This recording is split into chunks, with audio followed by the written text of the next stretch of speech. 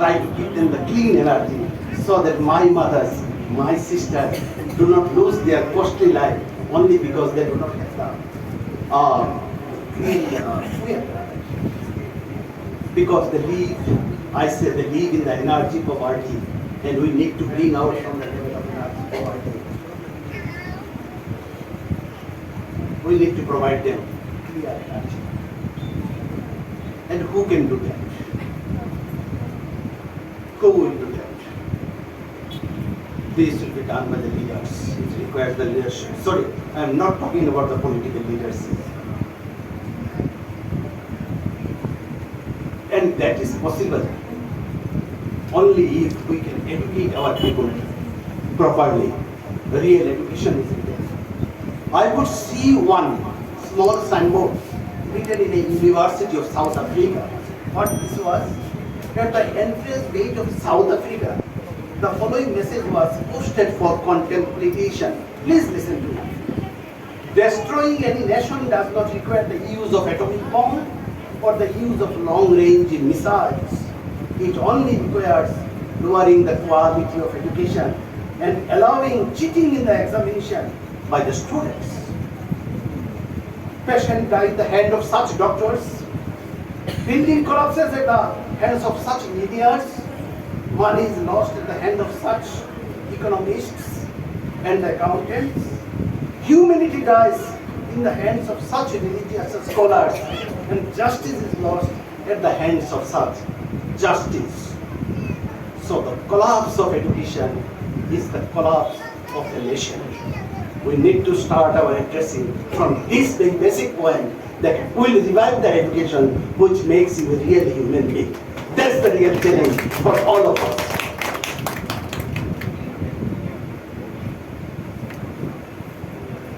And why? The leaders should give back to the society. We need to live with huge gratitude. God has sent us to this planet for a purpose. If somebody asks me, what is the purpose of life? What should be the appropriate reply? What is the purpose of life? I always used to say, life is a purpose. What is the purpose of life? Life is a purpose. Just choose a purpose and start working every day to reach and to achieve this purpose. I would love to share a small story here.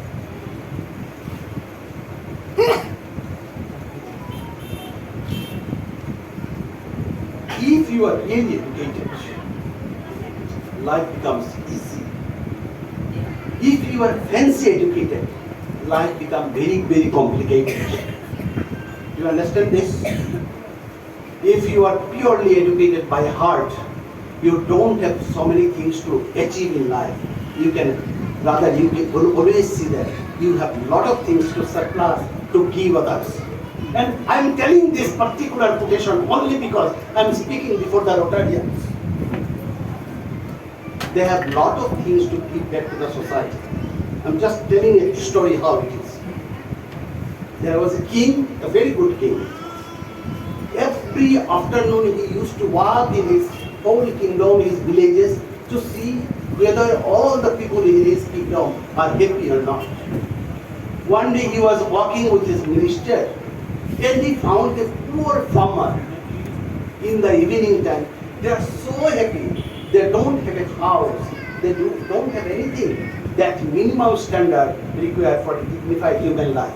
But they're still so happy. They were singing, dancing, doing this and that. It was a beautiful family. The king asked the minister how they can become so happy, so poor they are, they do not have a house. I am not that happy. Although everything is mine, I am the king. The minister said, you have to give me fees. I will tell you why he is so happy. King said, yes, I am ready to give the gift, whatever fees you require. He said, you will have to give me golden coins, 99 numbers of golden coins. And exactly king gave the 99 beautiful golden coins in a bag and handed over to the minister, and he told me that now you tell why he is very happy. The minister said, just watch, it will take a couple of days. Very silently, And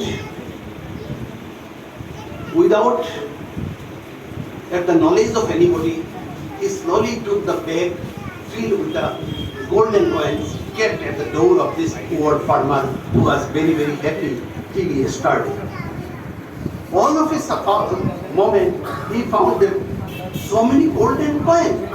He opened the bag, started counting. Counted and counted and recounted.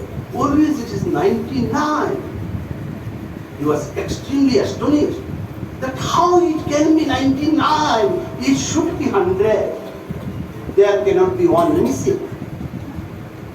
The day he recognized that he is having one coin missing, the peace went out of his life. He told that, called the wife, you count it. Maybe I am doing wrong. Wife counted, 99. Called the son, count it, 99. Called other people, everyone 99. So finally family decided that we will have to start working from today or from early morning of tomorrow because we are having a missing coin. And the moment he understands that he is having a missing coin, the 99 coin what he has forgotten. And he has become unhappy. My dear friends, it happens to every one of us. Every one of us.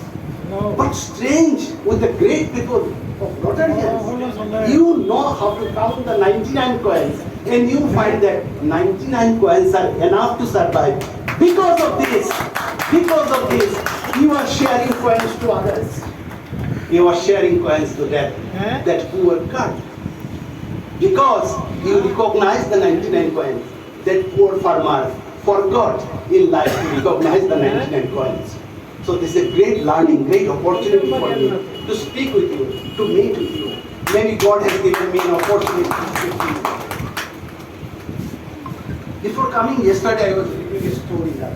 I have a bad story of reading story. I have done a specialization also on storytelling for change. These are the new kind of subjects what I used to study. Storytelling for change. One story I am telling you from that course of studies. Perhaps some of you know, everyone please listen to me. John D. Rockefeller. Most of you must be knowing his name. Why? He was once the richest man of the world. The first billionaire in the world. By age of 25, he controlled one of the largest refineries of the United States. By age of 31, he had become the world's largest oil refiner. By the age of 38, he commanded 90% of the oil refinery in the United States of America. By 50, he was declared the richest man of the world. By 50, he was recognized as the richest man of the world. And then what happened? But just after 3 years, after the age of 53, his entire body became racked with pain and lost his hair. In complete agony, the world's only billionaire could buy anything he wanted, but he could only digest soap and cracker biscuits. As he approached into the death, he awoke one morning with a vague realization of not being able to take any of his wealth with him into the next world. Are you getting my point? Yes. The wealth you, me, all are accumulating, none of we will be able to take a single pie of that to the next planet, to the next world. And what happens? The doctor declared that you will be dying within 1 year before you enter to 54 years of age, and every hope was over. The moment he could understand that he only has counted days, he decided that I need to change my life. And what was the change? He wanted to channel his assets to hospitals, to research scholars, to charity works. And John D. Rockefeller established the Rockefeller Foundation in the world, one of the biggest foundations. The new direction led him the discovery of penicillin. You must be knowing how to discover penicillin was discovered, curing the malaria, tuberculosis, and diphtheria. And he founded the Chicago University. But perhaps the most amazing part of the Rockefeller story is that the moment he began to give back a portion of all he had earned, his body chemistry, please try to understand, body chemistry was altered so significantly that he got better and better without any doctor. He looked as if he would be at 53, but he lived till the age of 98. Now, getting my story, everyone declared that he will be dying at 53, the richest man of the world. But the moment he started giving back to the society, the needy people, the poor people, the chemistry of the body got changed totally. A natural curing process started. And are you aware of that? Rockefeller lived for 98 years of age. He started paying gratitude to the God. That's another way of having a peaceful life. We need to pay at least every day twice gratitude to the God. And we need to share the vast of our wealth to the needy people. One day, please listen to me, this is the most important part of the story. One day, one of his friends gave him a call. And he told that, you know, I run a school of the children who are physically challenged. And they need a couple of special type of wheelchair. You understand? Around 300 wheelchair I need to give away to these less fortunate children. He said, okay, I am ready to give.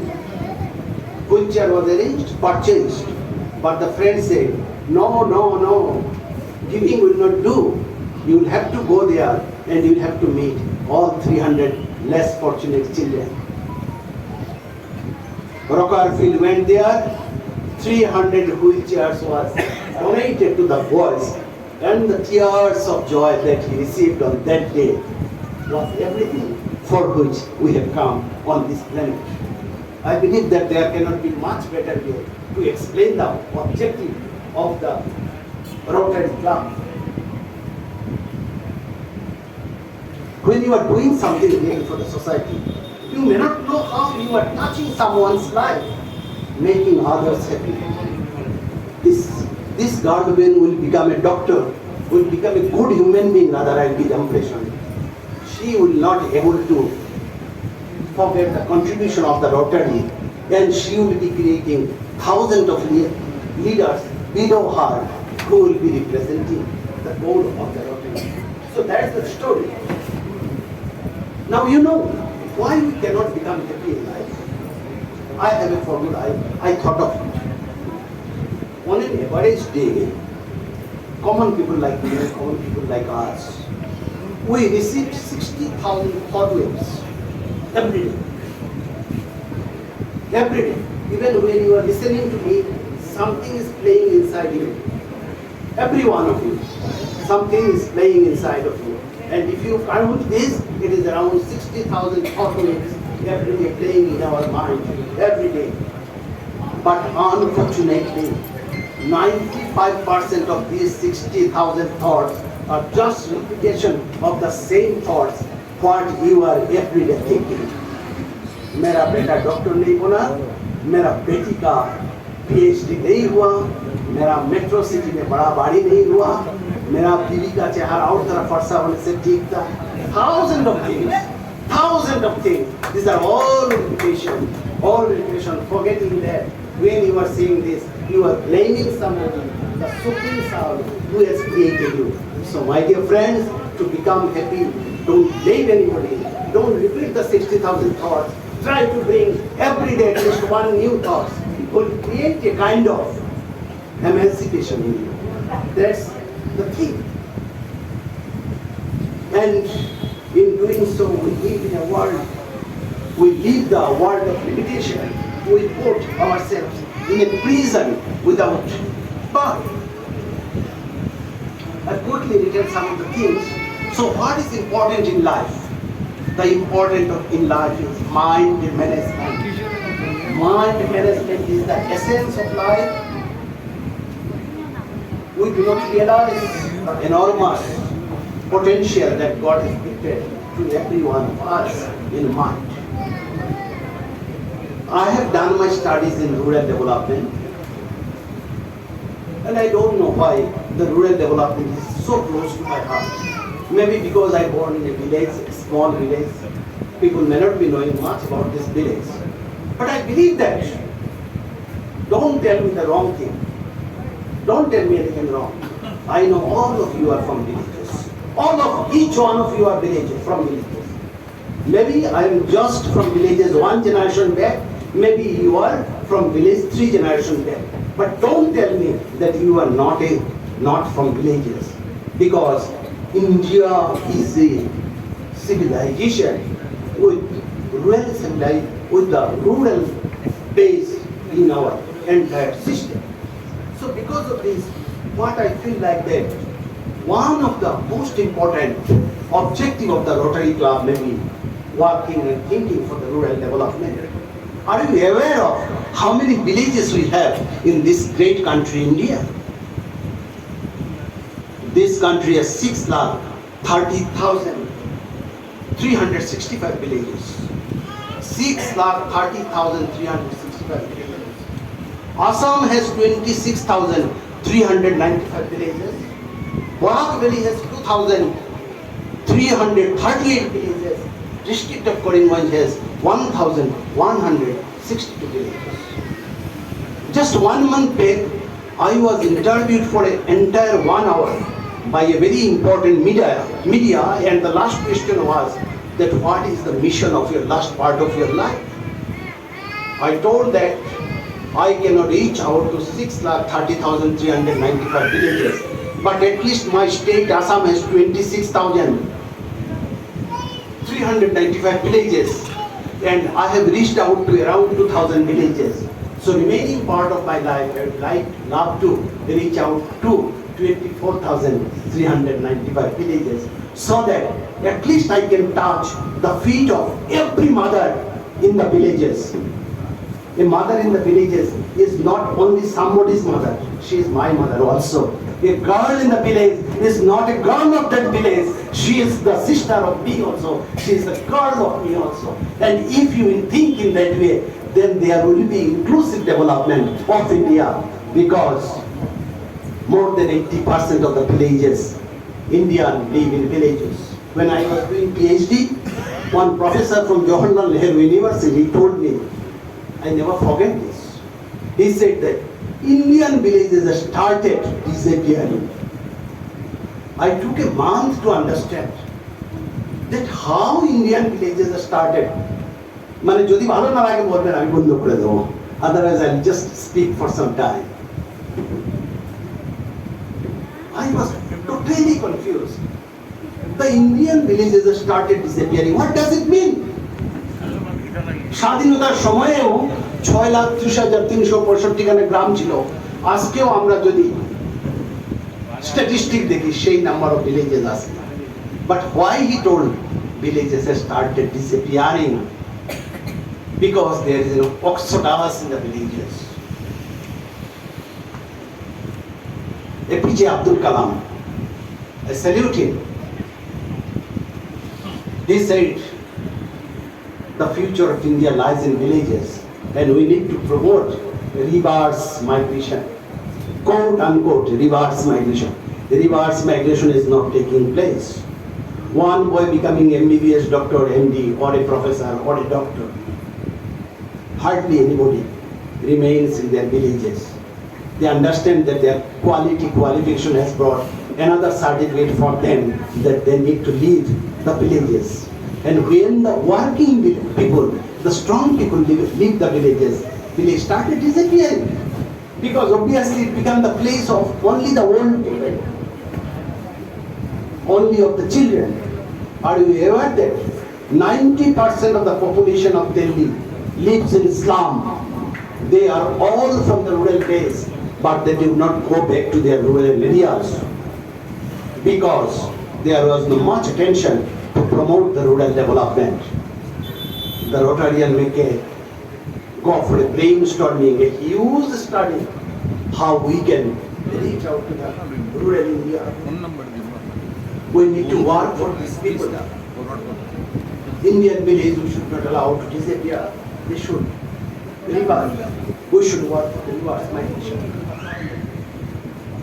And that is called inclusive development. So in life, let us follow our purpose. The purpose of life, again I say, life is a purpose. Things are always created to us. Another small quotation I would like to tell you. Things are always created to us. How? Think of Rotary Club, how it was created. Just think of this. Or think of any great institution, how it is created. First, in the workshop of mind it is created. Somebody thought that there should be an institution like Rotary who will be having this type of objectives. And then it comes to the reality. And these good thoughts can only be possible in the mind of the good people. I always again salute who has founded the Rotary Club. He or she has built it first in the workshop of his mind, and then it has brought to the reality. And all these gentlemen, esteemed, learned people, you all become a part of it. So please remember, each and every creation is done to us first in the workshop of mind and then into the reality. I will make a request to all of you. I will not miss my evening to make a request to all of you. A very, very humble request. You may laugh, you may not love me, but I will take the courage of telling this. You are so illuminated people. You are so generous people. I was thinking, can we set up a university in Bordaland, somewhere in a rural base of the Bordaland, where we will be doing the studies on the rural transformation, on rural technology, and we will be following the path of the country called Israel. You know why I am taking all of a sudden taking the example of the Israel. You know, agriculture in Israel is the success story of a long, hard struggle against the adverse land and climatic condition. Over half of the Israeli saline soil is arid and semi-arid. Only 20% is arable. And the Israel natural water supply are below the UN definition of the water poverty. Even so, since Israel's establishment in 1948, the country has almost tripled the territory used for farming, and production has multiplied 16 times. Israel could manage to produce 95% of their own food requirements just by doing a rural development through a university of the rural innovation. Something need to happen, something permanent. You are doing good things, I know. But giving some exercise book, giving some relief materials, giving some scholarship, these are all good things. But something a bigger mandate. I have a good number of retired professors of very renowned university who are close to me, and they insist me that we would like to work for the Northeast. You give me a platform. Can I beg a platform from all of you? Not tomorrow, but at least I am giving some food to your brain, some food to your thinking. Think of it. If you find it is feasible, let's come forward. It does not require much money. Little money is required, because if you can start this university and run it for just 2 to 3 years or maximum 4 years, you will be saying that international fund, Government of India's fund various ministries fund, all will be channelized for that university, because till today nobody has thought of innovation in agriculture, nobody has thought of inclusive development of the villages, nobody has thought of our woman, our girl who does not have the clean energy to cook their food. So government will come forward to do that. We can think of it. I have been already given a notice to conclude, and I would like to conclude definitely. Only my request to you is that a caution. We are fast approaching towards a dangerous world. Please, I am telling all of you, just take patience of listening me for another 1 minute. We all, each one of we, are fast approaching towards a dangerous world. Bad word I am telling you, dangerous world. The Sustainable Development Goals, 17 goals that we have, all these goals are warning to the human being. You will have to work on that. The way we start using plastic, interfere our ecosystem, is alarming. If this trend continues, by 2050, in all our oceans, there will be more plastic than the fishes in the ocean. You never know when you are doing this. I was not feeling very happy to take a cup of tea here when I found that it is not an eco-friendly cup supplied to me. So Rotary Club can thought of this. Really can thought of this. Today in Fokira Bazar, just 9 kilometers from here, we have distributed 40 power-operated electrical water holes to rural women, and they will be making the pullars, small cups for taking tea. Bring these cups, give the tea, give less quantity of tea, but at least use that. It will not become a warning for the disease. It will promote us. Monday I am going to Narsinghpur to distribute 40 similar water holes to 40 rural women. And I am taking the Vice Chancellor of Assam University with me. He is my old friend. We had been working for last 3 decades. And he has promised that once this Potal community, Kumar Sampradaya, starts making cooler, he will not allow entry a single plastic cup in the campus of the entire Silchar, the Assam University Silchar. And we will be using only the kulhar. That will be eco-friendly. Something can be thought of here. Any government institution, anywhere, any corporation building, let us start a habit. Let us contribute to the development of this great planet. We are fortunate that God has sent us for a purpose, and we need to meet out that purpose, so that at the last day, when we say that bye, we should say with the happiness. And the world should say that this man was needed for this planet. I think that should be the greatest message for today evening. Let my Borak Valley, the great land, the people come forward with 3 qualities: Ichha Shakti, Gyan Shakti, or Karma Shakti. This society is suffering from these 3 diseases: Ichha Shakti, Gyan Shakti, Karma Shakti. There is tremendous shortage of these things. If these things we can instill in the mind of each one of the Borak Valley, each one of the people of KARIMGANJ, I think there will not be a single unemployed people. There will be thousands of leaders, the social sector leaders, who will be the change maker for the society. I don't know how to show my heart full of gratitude for giving me such a beautiful evening. Talking to you was talking to somebody very near to me, very dear to me. I am indeed grateful to all of you. Thank you. Good night.